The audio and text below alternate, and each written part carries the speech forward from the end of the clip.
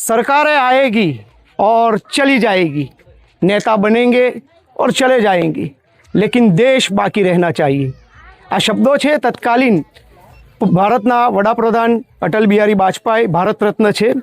આજે કેમ તેમને યાદ કરું છું? યાદ એટલા માટે કરું છું કે આજે હું ગોધરાના અટલનગરમાં છું। આ અટલનગર અત્યારે તો અટલ છે, પરંતુ ક્યારે ધ્વસ્ત થશે તેનું કોઈ જ નક્કી નથી। કારણ કે આજે ગોધરા નગરપાલિકા દ્વારા તેમજ સ્થાનિક પ્રશાસન દ્વારા અહીંયા તમામ જે રહેણાંક વિસ્તારમાં જે મકાનો છે એ લોકોને નોટિસ આપવામાં આવી છે અને દિન 7માં તેઓને સ્વખર્ચે મકાન ઉતારી અને તેનો કલર ફોટો જમા કરાવવા માટે કીધું છે। અહીંના લોકો સાથે જ્યારે વાત કરી તો તેઓ કહે છે કે અમે 2 પેઢીથી અહીંયા રહીએ છીએ, 30 વર્ષથી 35 વર્ષથી રહે છે। તેમની પાસે તેના પુરાવા પણ છે। લોકોના ચહેરા ઉપર માયુસી છે। આ અટલનગર કેવી રીતે નામ પડ્યું એ પણ ખૂબ જ રસપ્રદ છે। આ ખરેખર આ જગ્યાનું નામ કુટન તલાવડી હતું, પરંતુ જ્યારે અટલ બિહારી વાજપેયીની સરકાર હતી તે વખતે તત્કાલીન રાજ્યસભાના સાંસદ ગોપાલસિંહ સોલંકી તેમજ નગરપાલિકાના પ્રમુખ અને તમામ જે નેતાઓ હતા એ તમામ નેતાઓએ આ જગ્યા ઉપર આવી અને અટલનગરનું નામ અહીં આપ્યું, નામકરણ કર્યું। તેનું કાયદેસર રીતે ફોટાઓ પડ્યા અને આ લોકોને કાયદેસર માટેનું કહેવામાં આવ્યું। હવે તે વખતે શું તેમની સાથે વાતચીત થઈ છે તે ખબર નથી, પરંતુ આ તમામ ફોટોગ્રાફ્સ છે, આ લોકો પાસે વેરાની પહોંચો છે, લાઇટ બિલો છે અને 2-2, 3-3 પેઢીથી અહીંયા લોકો રહે છે। પરંતુ હવે અચાનક જ તેમની પાસે આ નોટિસો આવતા તેઓ ખૂબ જ અસમંજસમાં છે। સ્થાનિક લોકો સાથે આપણે અહીંયા વાત કરીશું। આ તમામ જે બહેનો છે એમના હાથમાં જે દેખાય છે એ કાગળ કોઈ સામાન્ય નથી। એ કાગળ કદાચ આજની રાતથી જ તેઓ માટે તેમને ઊંઘવા નહીં દે, કારણ કે એ નોટિસના અંદર જે પ્રમાણેનું લખાણ લખેલું છે કે દિન 7માં જ 7 દિવસના અંદર તો તેઓ શું કરી શકશે, ક્યાં તેઓ તૈયારી કરી શકશે, ક્યાં રહેવા જશે, સ્થાનાંતરણ કેવી રીતે તેમનું થશે। સાથે જ અહીંયા ઘણા બધા બાળકો છે જે અલગ અલગ શાળાઓમાં ભણતા હશે, એ વિદ્યાર્થીઓનું શું થશે, એ તમામ જે પ્રશ્નો છે આ લોકોના વચ્ચે ગુમરોડા ખાઈ રહ્યો છે। પરંતુ આપણે એમની સાથે પણ ચર્ચા કરીશું અને વાત કરવાનો પ્રયાસ કરીશું। તેમના ચહેરા ઉપર માયુસી છે। આ સમય એવો છે કે તેમની સાથે વાત ન કરીએ તો વધારે સારું છે, કારણ કે કોઈ પણ અહીંયા વાત કરી શકે એવા સક્ષમમાં નથી। તમામના ચહેરા ઉપર એક માયુસી છે, એક દર્દ છે અને સરકારથી અને સ્થાનિક પ્રશાસનથી ખૂબ જ મોટી આશાઓ છે। કેટલા સમયથી માજી અહીંયા તમે રહો છો? 2 વર્ષથી, 2-3 પેઢી થઈ ગઈ। 2-3 પેઢીથી? હા, 2-3 પેઢી થઈ। હા, તો તમે લાઇટ બિલ ભરતા હતા? લાઇટ બિલ ભરતા, વેરા પહોંચ ભરીએ, પાણી વેરો ભરીએ। તો હવે આ નોટિસ તમને આપી છે, ખબર છે એમાં શું લખેલું છે? ના સાહેબ, એવું તમને તમારું મકાન ખાલી કરાવવા માટે, ઘર ખાલી કરવાનું નથી કે મકાન પાડી દો એવું? હા, મકાન પાડી દો એમ। હવે સાહેબ મકાન પાડી દે તો અમારે જવાનું કઈ? અમારા નાના નાના છોકરા છે અહીંયા, અમારે ભણે આ બધું પાડી દે તો અમારે કોઈ આધાર છે નહીં, અમારે કોઈ આધાર નથી। હું વિધવા બૈરી છું। તમારા છોકરા શું કરે? મારા છોકરા 3 ઓફ થઈ ગયા સાહેબ। 3 છોકરા? 3 ઓફ થઈ ગયા? બૈરી બી ઓફ થઈ ગઈ, વહુ પણ ઓફ થઈ ગઈ છે। આ છોકરા છે। હા, એટલે આ છોકરાના પપ્પા ગુજરી ગયા છે? હા, એની મમ્મી બી ગુજરી ગઈ છે। આ છોકરો છે તેના માતા પિતા બંને આ દુનિયામાં હયાત નથી। સ્કૂલમાં ભણવા જાય છે? કેટલામાં ભણે છે? 8મા ધોરણમાં ભણે છે। તો આ નોટિસ આવી છે, બરાબર? તો તે વાંચી શું છે એમાં? બોલ કે મકાન મેં આવ્યો તારે દાદી કે નથી મને નહીં ખબર। અબે બોલ। એટલે આ મકાન ખાલી કરવા માટે કહ્યું છે, તો હવે તમે ક્યાં રહેશો એવો કઈ વિચાર્યું છે?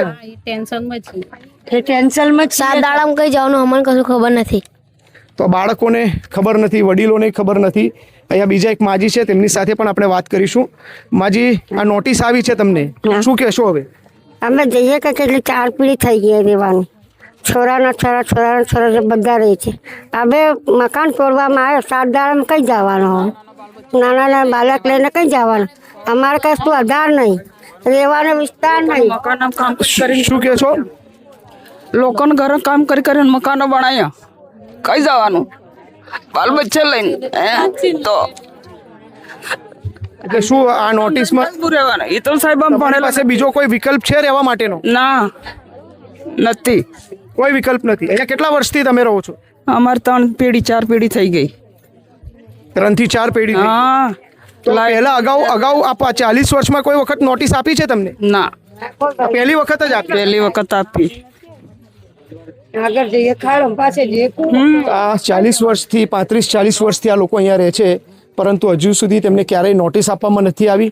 કુટન તલાવરી જે નામ હતું એ નામને બદલી અને અટલનગર આ નામ કરવામાં આવ્યું હતું. તે વખતે અટલ બિહારી વાજપેયીજીની અહીંયા સરકાર હતી ત્યારે આ આખું નામકરણ અહીંયા કરી અને બદલવામાં આવ્યું હતું. આપણે બીજા માજી છે તેમની સાથે વાત કરીશું. માજી, શું કહેશો?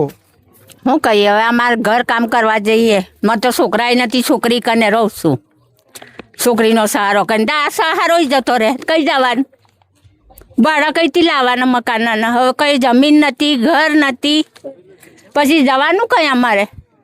માં તો છોકરા હે નહીં, છોકરીઓને સહારે રહેતી હતી તો આ ઘર પડવાનું આવ્યું. હવે અમારે જવાનું કઈ સાહેબ, અમને ઘર આલો કે જમીન આલો, પછી અમને આ ફેરવો. તમે શું કહેશો માજી? હું એ કહીશ કે હું એકલી જ રહું છું, આગળ પાછળ કોઈ છે નહીં, કોઈ પાળે એવું નથી. આટલા 30 વર્ષ થઈ ગયા ઘર બનાવ્યું, ઘર કામ કરીને, તોય કોઈ સહારો નહીં. એકદમ અચાનક નોટિસ આવે તો આઘાત લાગે કે નહીં લાગે. તો આ પરિસ્થિતિ છે, અહીંયાના લોકોની આંખમાં આંસુ છે, દિલમાં દર્દ છે, પરંતુ આ આંસુની કિંમત અને તેમના દર્દની કિંમત સ્થાનિક તંત્રએ, પ્રશાસને સમજવાની જરૂર છે. એટલા માટે કે 30-35 વર્ષથી આ લોકો અહીંયા રહે છે, ગેરકાયદેસર છે, તો એમની પાસેથી વેરો વસૂલવામાં પણ આવ્યો છે.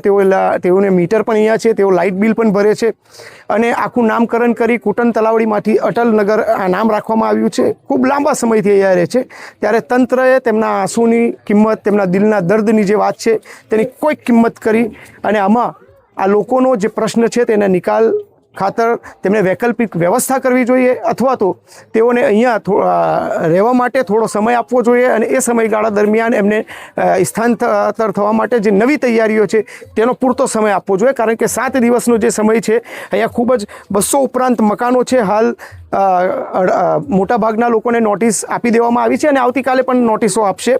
આજે આખું છે એ તોડવાની વાત છે. કુટન તલાવડી અહીંયા કહેવામાં આવે છે, પરંતુ તેનું નામકરણ અટલનગરથી કરવામાં આવ્યું છે, એટલે અટલનગરથી ઓળખાય છે.